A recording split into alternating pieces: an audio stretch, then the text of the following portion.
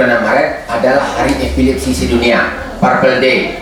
Jadi hari ungu ya, makanya kita pakai baju ungu nih, ada bunga ungu. Ya, saya pakai baju ungu. Jadi kita tahu bahwa salah satu penyakit saraf epilepsi itu bagian dari penyakit saraf dan diperingati di seluruh dunia tanggal 26 Maret ya. Maka oleh sebab itu sebagai tugas kami, kewajiban kami dari pihak rumah sakit memberitahukan kepada ibu secara ringkas mengenai apa itu epilepsi. Kita beritahu tidak begitu sampai mendalam. Yang penting kita tahu bahwa epilepsi adalah bagian dari penyakit saraf. Ibu, oke bu, ya. Kita ringkas saja ya. Purple Day Internasional tanggal 26 Maret 2024 ya. Ini dari Masjid Mahmutar. Kita ada dokter saraf dua orang, saya sendiri dan Ibu Dr. Lilia Trisna yang telah bergabung di Masjid Mahmutar. Ya bu, jadi sekarang di Masjid Mahmutar ada 2 orang dokter saraf.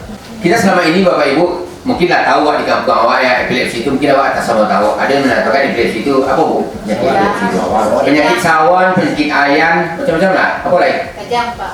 Kejang, ya apa lagi? Nah sebenarnya itu kita hilangkan lah mitos itu. Penyakit epilepsi ini penyakit biasa sebenarnya bu, bisa disembuhkan, bisa normal lagi. Nah itu target kita di Mahmutar ini untuk bagaimana orang tuh tidak ada istilah jelek dari masyarakat bagi yang mengidap epilepsi. Karena epilepsi ini hal yang biasa, dia bisa normal kembali, bisa berkeluarga, bisa bekerja, bisa memimpin suatu perusahaan gitu, bisa hidup normal lagi pak. Itu target kita ya. Nah, inilah kita hilangkan mitos seperti itu. Bagaimana terjadi epilepsi itu? Epilepsi itu sebenarnya mendadak aja, terjadi gangguan listrik di otak. Itu aja bukan gangguan listrik di otak sehingga akan mempengaruhi tubuh. Maka timbullah gejala-gejalanya. Ada kejang ya, lidahnya tergigit, keluar busa dari mulutnya ya. Kita sering lihat mungkin di kampung-kampung kita atau anak-anak di sekolah ya, mendadak dia kejang, keluar busa di mulutnya. Inilah yang akan kita usahakan bagaimana supaya pasien ini bisa berobat ke Mahmutar, kita berikan obat dan bisa normal kembali, tidak ada gejala itu lagi. Ini yang perlu kita pahami, bagaimana gejala-gejala orang yang akan dapat serangan epilepsi itu. Jadi kadang dia sebelum datang serangan itu bermacam-macam gejalanya. Kadang dia muntah, sakit perut, terganggu keseimbangannya, pusing dia ya, atau dia merasa perasaan tidak enak ya, udah lain baru datang tentang gejala. Nah ini perlu juga kita tahu sedikit. Kalau ada orang gejala-gejala seperti itu, mungkin dia akan timbul serangan seperti ini. Dia gejalanya akan lama-lama, tidak akan lebih daripada 60 detik. Setelah kejang dia bengong, terus lelah, letih, kemudian dia sadar lagi. Jadi kadang-kadang orang beranggapan hal ini hal yang tidak masalah. Kenapa? Karena setelah pasien itu kejang dia akan normal lagi. Nah sebenarnya ini masalah sebenarnya. Kalau sering kejang kan tidak bagus juga untuk otaknya. Nah inilah yang akan kita obati Bapak Ibu supaya dia rutin berobat ke rumah sakit.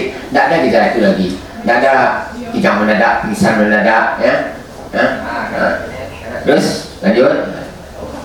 Seperti kita terangkan tadi, dia tidak menular dan besar kemungkinannya kadang-kadang diturunkan berbakat epilepsi. Kalau diturunkan udah di ini awak, di sono awak, di kaki awak, di situ sesuatu yang harus terima. Nah, Pak, tindakan kita kalau ada orang yang gejala seperti ini, ya otomatis harus berobat. Ya, harus berobat ke bagian dokter saraf dan di sini akan kita lakukan rekaman aktivitas listrik otak di rumah sakit Mahmutar. Kita ada alat ini di sini. Ya.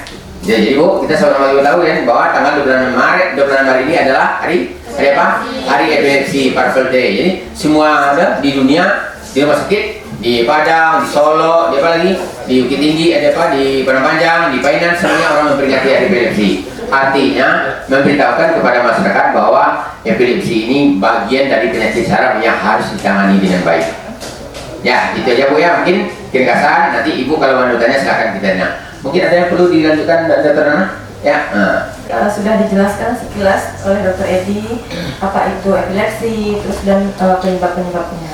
Selanjutnya saya akan menjelaskan tentang apa yang harus kita lakukan jika melihat keluarga atau teman kita yang mengalami epilepsi ini. Yang pertama itu kita memastikan posisi kepala dan lingkungan yang aman. Jadi jika ada pasien atau keluarga yang epilepsi, kita biarkan saja, jangan diapa-apakan. Yang penting kepalanya aman, terus lingkungan sekitar kita hindari agar tidak menimbulkan bahaya. Misalnya ada kursi atau meja di dekat keluarga, ya udah kita hindari, kita jauhkan. Terus kita perhatikan berapa lama kejangnya dan apakah terjadi kejang yang berulang atau tidak. Jika ada potensi kejang yang berulang tidak berhenti, maka harus segera ditangani di rumah sakit. Kemudian tidak memasukkan benda apapun ke dalam mulut.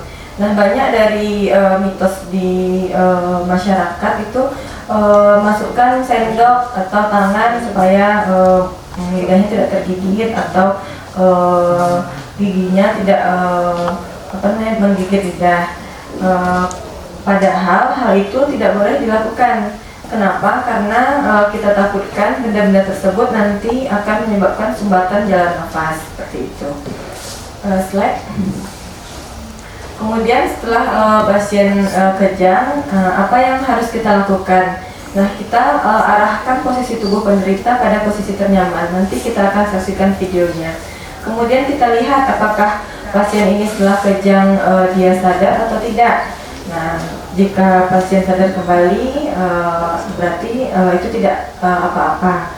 Nah, jika pasien tidak sadar, nah ini yang kondisi yang membahayakan. Maka sebaiknya langsung kita bawa ke puskesmas dan segera mencari bantuan jika terjadi yang seperti saya bilang tadi, kejangnya berulang atau setelah kejang pasien tidak sadar.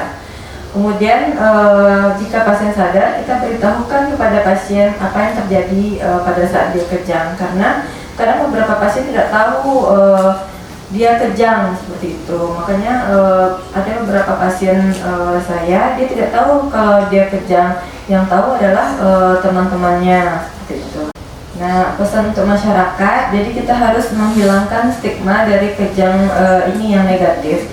Kalau bahwasanya kejang ini bukan penyakit yang menular, jadi kejang ini bisa diatasi, bisa diobati, dan pasien ini bisa bebas kejang setelah minum obat rutin dan dapat hidup normal kembali. Bahkan ada pasien yang teman saya yang sejawat yang dokter sampai sekarang ya masih beraktivitas seperti biasa. Untuk acara kita ini dengan mengucapkan Alhamdulillahirrahmanirrahim. Terima kasih Ibu. Terima pasien kami epilepsi, silakan kembalilah ke poli saraf tadi. Kita akan menentukan pelayanan. Oke Bu, ya. Oke, terima kasih Bu. Ya.